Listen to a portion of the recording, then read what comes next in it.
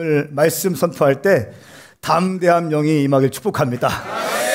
인생 가운데 지쳐있고 또 낙심이 되고 절망이 되고 왠지 모르는 슬럼프 가운데 있는 사람들 가운데 오늘 말씀이 놀랍게 당신을 세울 수 있는 그 시간이 될지어다.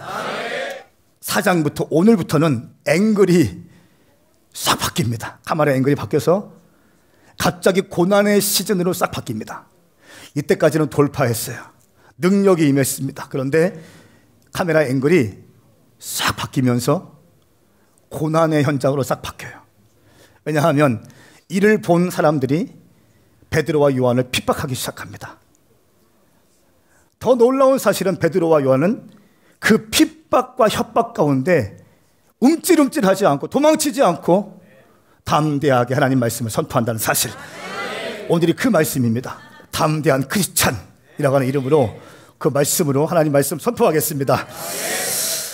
4장 말씀은 전체를 보시면 1장부터 22장까지가 담대하게, 고난 중에 담대하게 복음을 증거하는 베드로의 모습이 나옵니다. 그리고 23절부터 31장까지는 1절까지는 또 두려움과 협박이 계속되는데 그때 그 두려움을 극복하기 위해서 기도로 돌파하는 모습을 보여줘요. 다음 주에 설교할 겁니다. 그리고 32절부터 37절까지는 한 마음과 한 뜻이 되어 있는 성령 공동체의 모습을 그리고 있습니다. 이 말씀은 그 다음 주에 설교할 겁니다. 오늘은 먼저 1절부터 22절까지의 말씀을 선포하겠습니다. 여러분, 담대함은 굉장히 중요합니다. 잭 윌치, 미국의 유명한 경영 전문가인 잭 윌치는 이렇게 얘기했습니다. 담대함의 가치를 강조하면서 성공으로 형통한 인생 뒤에는 반드시 담대한 용기가 있다. 성공한 모든 사람들은 반드시 담대하다.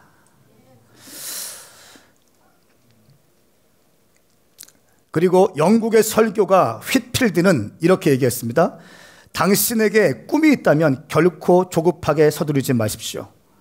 담대함을 가지고 하나님의 때를 기다리십시오. 하나님께서 반드시 이루어 주실 것입니다. 하나님의 때를 기다리라는 거예요. 카이로스의 타이밍이 있다는 거예요. 내 힘과 능으로 안 되고 하나님께서 부어주시는, 하나님께서 바람을 불어주시는 하나님의 때가 있다는 것입니다. 그 카이로스의 때를 기다리라고 말씀하고 있습니다. 1절 말씀 보니까 베드로와 요한이 사람들에게 말하고 있었는데 제사장들과 성전 경비대장들과 사두개파 사람들이 나타났습니다. 그리고 예수를 들어 죽어가는 사람의 부활을 전파하는 것 때문에, 죽은 사람의 부활을 전파하는 것 때문에 심기가 몹시 불쾌했습니다 라고 나와 있어요. 이들은 왜 불쾌했을까요? 한번 생각해 보세요. 여러분, 열심히 예수님을 섬기고 열심히 복음을 증거하고 열심히 성령님께 기도하고 하나님께 기도하고 또 치유도 있고 많은 역사가 있는데 감옥에 끌려갑니다.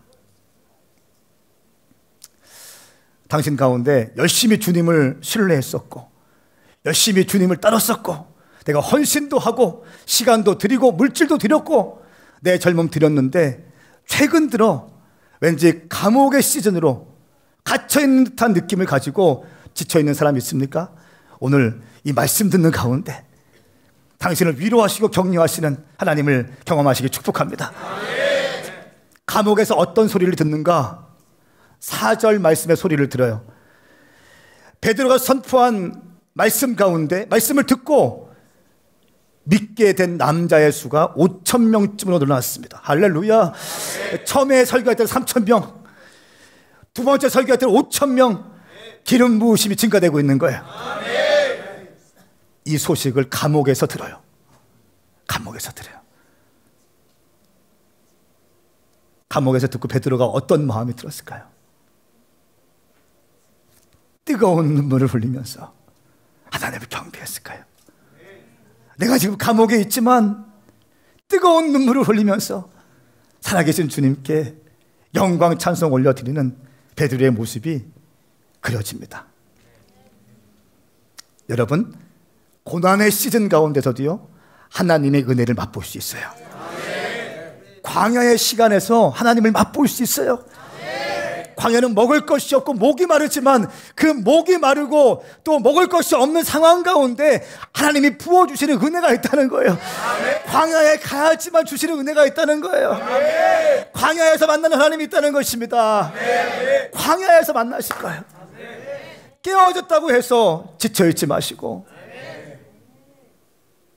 실패했다고 포기하지 마시고, 제가 만일 장신대 시험 떨어졌다고 신학을 포기했다면 저는 목회 못했을 거예요.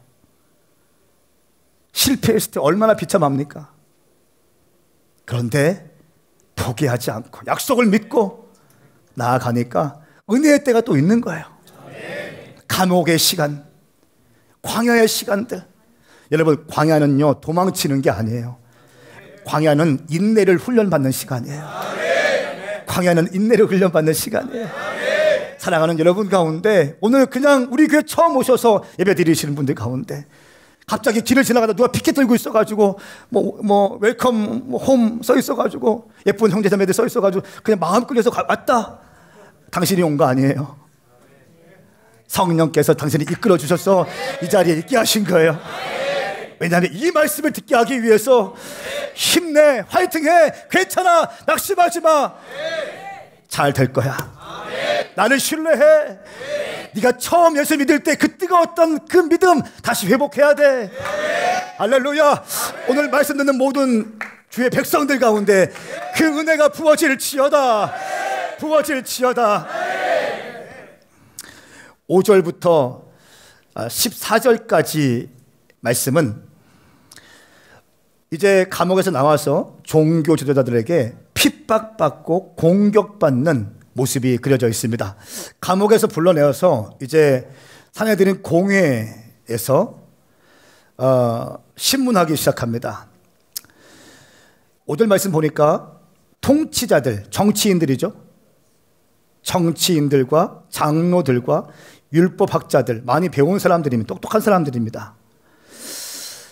예수님이 모였습니다. 거기에는 6절 말씀에 대제사장 안나스는 약 15년 이상을 대제사장직을 유지했던 어마어마한 종교의 어떤 핵심 중의 핵심입니다.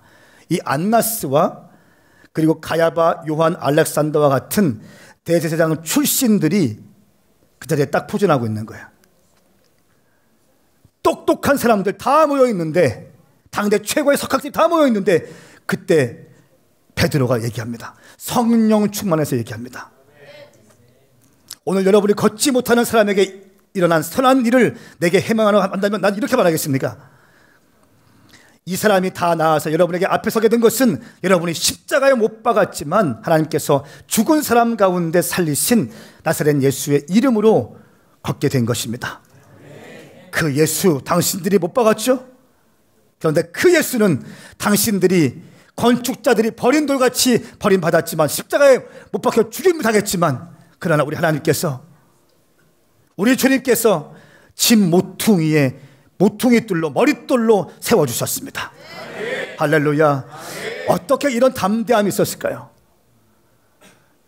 어마어마한 권력가들 다 모여있고 석학들이 다 모여있고 군인들이 다 모여있는데 어떻게 그 베드로와 요한이 담대하게 말씀을 선포할 수 있었을까요?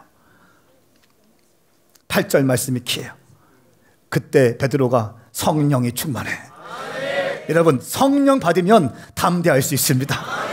성령 받아야 담대할 수 있습니다. 성령 받아야 담대할 수 있습니다. 성령 받은 가장 확실한 증거는 주님을 너무너무 사랑한다는 거예요. 주님께 다 드리고 싶은 거예요. 뭐 쓰러지고 있고 떨고 있고 예언하고 환상하고 뭐 제가 좋아요. 그런데 가장 확실한 증거, 내가 주님을 너무너무 사랑해.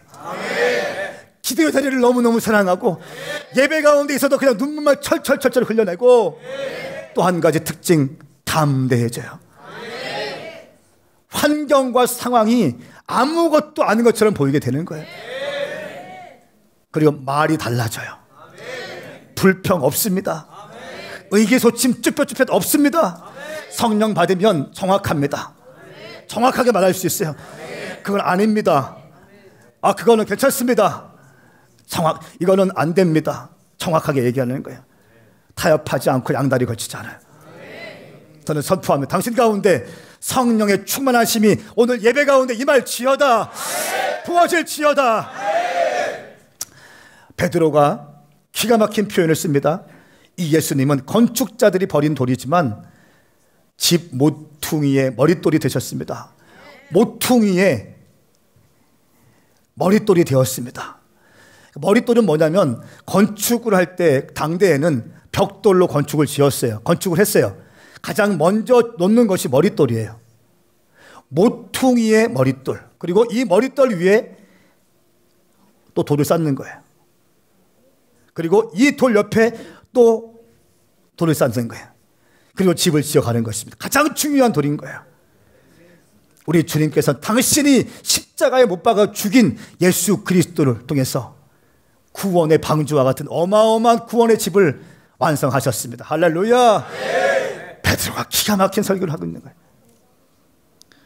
그리고 또 놀라운 말씀 12절 말씀, 너무 중요한 말씀이기 때문에 함께 읽겠습니다. 시작. 예수 외에 다른 어느 누구에게서도 구원을 받을 수 없습니다. 하나님께서는 하늘 아래 우리가 구원받을 만한 다른 이름을 우리에게 주신 일이 없기 때문입니다. 아멘. 아멘. 예수 외에 다른 이름을 우리에게 주신 일이 없습니다 라고 말씀하고 있습니다. 오늘 우리가 살고 있는 시대는요, 포스트 모던 시대입니다. 여러분 X세대를 기억하십니까? 제가 대학교 들어갈 때 뉴스에서 맨날 했던 얘기가 그거예요. X세대가 특이하다. 걔네들은 옷도 막 그냥 찢어진 거, 그때 힙합 바지가 막 유행이었어요. 그리고 바지가 막 이만큼 내려오고 헐렁헐렁한 바지, 혁띠가 이만큼 내려왔고, 막 내가 했다는 게 아니고 혁띠가 막 내려오고 머리 물들이고 이런 게 유행이었어요. 헤어스타일은 광기 형제 헤어스타일, 이렇게 늘 이렇게 짧은 머리는 유행 아니었어요. 좀 이렇게. 그런데 지금은요, 시대가 많이 바뀌었습니다. 25년이 지났어요. 25년이 지났어요. 아, 옛날이요. 지금은 포스트 모던 시대라고 합니다. 포스트 모던 시대가 있고 모던 시대가 있습니다. 모던은 현대주의를 의미하는데 현대주의의 특징은 정확한 규격이 있어요. 음악을 할 때 이 음악은 가치가 있는 음악이다. 이 음악은 소음이다. 그리고 이 사람 말이 정답이다. 그때는 교수님들이 얘기하면 무조건 정답이었어요. 토를 못 따랐어요. 그런데 포스트 모던 시대가 되면서 모든 질서들이 붕괴되기 시작해요. 절대 질서가 없어지기 시작하고, 이것도 좋은 음악이지만 내가 하고 있는 이 소음과 같은 음악도 좋은 음악이다. 당신 말도 일리가 있지만 내 말도 일리가 있다. 이렇게 시작합니다. 이것이 더 나아가서 예수님만 길인가? 정말 예수님만 길일까? 라고 하는 질문을 던집니다. 그러면서 공자를 믿고도 함께 천국에 가면 되는 거 아닌가? 또 부처를 믿고 마음의 틀을 믿고 어떻게 가든 목적지에만 가면 되는 거 아닌가? 라고 하면 다원주의라고 하는데, 다원주의가 확 들어오기 시작합니다. 여러분, 예수 그리스도의 이름, 이 이름만이 진리입니다. 그러니까 교회에서도요, 포스트 모던 시대가 딱 오니까 막 싸우다가도 바이블 세이, 성경이 얘기하고 있습니다 라고 하면, 아, 그렇구나, 싸우지 말아야지, 열심히 기도해야지, 막 달려갔어요. 우리 아버지 때는 그렇게 했어요. 그런데 포스트 모던 시대가 딱 들어오니까 막 싸워요. 바이블 세이 하면 so what? 어쩌라고? 내 마음이 지금 이런데, 내가 볼 때는 그거 아닌데, 이렇게 얘기해요. 성경을 취사 선택하고 편집하고 왜곡하고 자기 입맛에 맞는 말씀만 픽업합니다.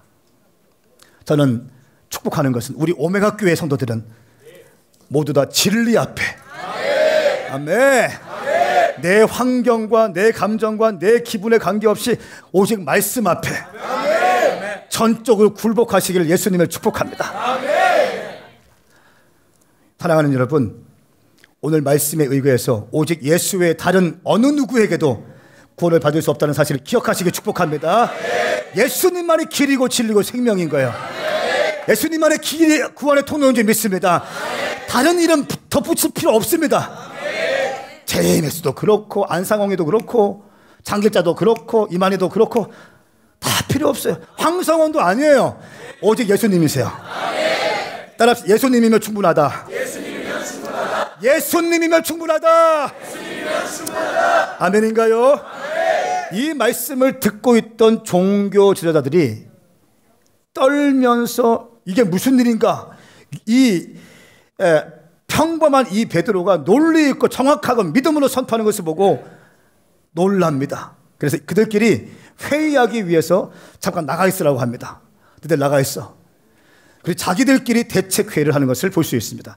그들을 잡아들이자니 많은 사람들이 증거가 있기 때문에 그렇게 할 수도 없고 역공받을 수 있기 때문에 그렇게 할 수 없고 이렇게 결정합니다. 다시 베드로와 요한을 불러서 절대로 예수의 이름으로 말하거나 가르치지 말라고 명령합니다. 절대로 예수님의 이름을 말하거나 가르치지 말라 명령합니다. 19절 말씀, 우리가 어떻게 행해야 되는지 베드로 사도가 우리에게 가르쳐주고 있습니다. 19절 말씀 시작. 그러나 베드로와 요한이 대답했습니다. 하나님의 말씀보다 당신들의 말에 순종하는 것이 하나님 보시기에 옳은지 스스로 판단해 보십시오. 아멘, 아멘. 이 말씀을 한마디로 하면 내가 하나님을 기쁘게 할 것인가, 사람을 기쁘게 할 건가? 하나님을 기쁘게 할 것인가, 사람을 기쁘게 할 것인가?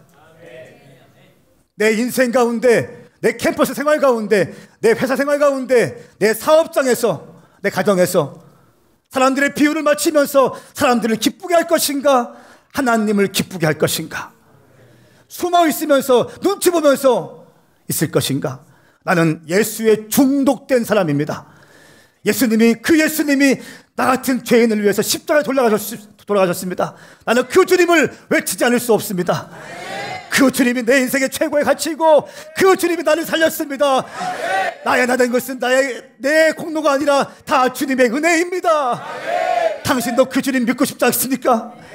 당신 인생 가운데 예수님 믿으면 돌파가 있을 것입니다. 할렐루야. 이 담대함이 당신 가운데 부어질지어다. 사람들 앞에서 부끄러움 당하지 않기 위해서 이만 하고 저만 하는 것이 아니라 단도직입적으로 거두절미하고 나는 예수님 믿습니다. 네, 이 정도 있어야죠. 그리고 20절 말씀, 우리는 보고 들은 것을 말하지 않을 수 없습니다. 나는 침묵하지 않을 것입니다. 내가 보고 내가 들은 것이 있고 내가 본 예수님이 있고 주님이 우리 가운데 행하신 기적이 있고 평생 몫으로 살다가 평생 업으로 살던 내 인생 가운데 주님이 얼른 다가오셔서 내 가운데 영생을 가르쳐 주시고 나를 불러주신 그 주님께 내가 보고 들은 것이 있고 배운 것이 있는데 내가 어떻게 침묵할 수 있습니까? 이렇게 얘기합니다. 그러니까 사도들이 다시 협박합니다. 그리고 풀어줍니다. 왜냐하면 모든 사람들이 그 일 때문에 안전뱅이가 고침받은 것 때문에 하나님을 찬양하고 있었기 때문입니다. 그리고 이 기적으로 낳은 안전뱅이 나이는 40살이 넘게 되었습니다. 말씀하고 있습니다. 사랑하는 여러분, 당신 인생 가운데 치유를 경험하고 돌파를 경험하고 성령의 은사를 경험한 사람이 있습니까? 그런데 요즘에 최근에 힘든 사람이 있어요. 낙심이 되고 감옥에 갇힌 것 같은 인생 가운데 인생의 슬램프 또 광야의 시간을 걷고 있습니까? 다시 한번 권면드립니다. 어리석게 하나님을 입술로 원망하지 마십시오. 아멘. 할렐루야. 아멘. 담대한 크리스찬이 되십시다. 아멘. 시편 42편 11절 말씀에 오 내 영혼이여 왜 이렇게 풀이 죽었느냐, 왜 이렇게 내 속에서 불안하느냐. 시편 기자가 자기 영혼에게 선포하는 것입니다. 내 영혼아 왜 이렇게 풀이 죽었느냐, 너의 그 열정과 열심과 담대함 어디 있느냐, 왜 이렇게 풀이 죽었어, 왜 풀이 죽었어, 또 왜 이렇게 내 속에서 불안해, 왜 이렇게 불안해. 너는 하나님을 바라라. 하나님을 바라라. 내가 오히려 그분을 찬양하리라. 그분은 내 얼굴을 도와주시는 분이며 내 하나님이십니다. 할렐루야. 시편 기자가 자기 영혼에게 책망합니다. 내 영혼아, 왜 이렇게 풀이 죽었느냐? 그 열심과 그 열정과 그 믿음과 그 확신 다 어디 갔느냐?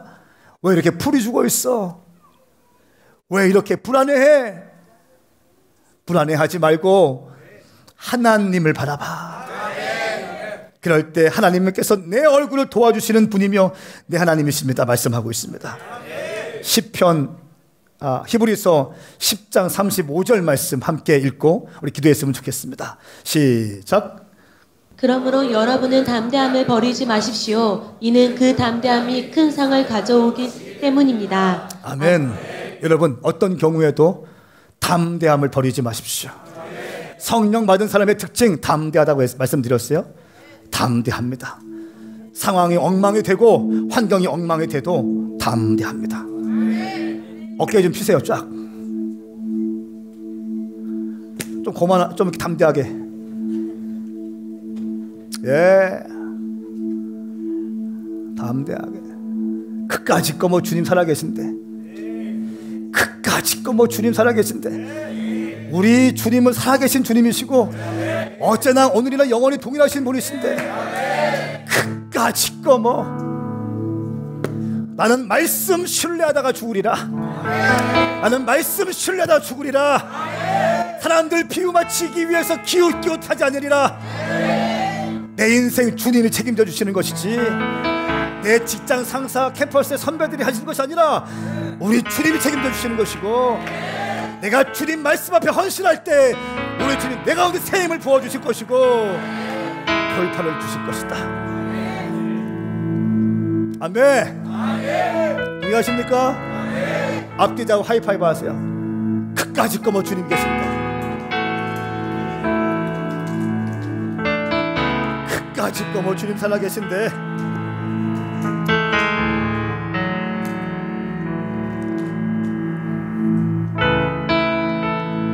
나한테 선포하세요. 나한테 오른손 들고, 내 영혼아, 왜 이렇게 풀이 죽었어? 감정이입을 하세요. 왜 이렇게 풀이 죽었어? 왜 이렇게 불안해해? 까불지 말고 정신 차리고 하나님 바라봐. 하나님이 도우실 거야. 할렐루야. 함께 일어나시겠습니다. 함께 기도할 때 주님 한 가지 제목까지 기도할게요. 오늘 제목은 담대한 크리스찬입니다. 담대한 크리스찬. 담대함 오기 위해서는 성령 충만해야 되는 거예요. 성령 충만함 받기 위해서는 기도하셔야 되는 것입니다. 말씀과 기도와 전도 그리고 사랑 내 가운데 부어주시옵소서.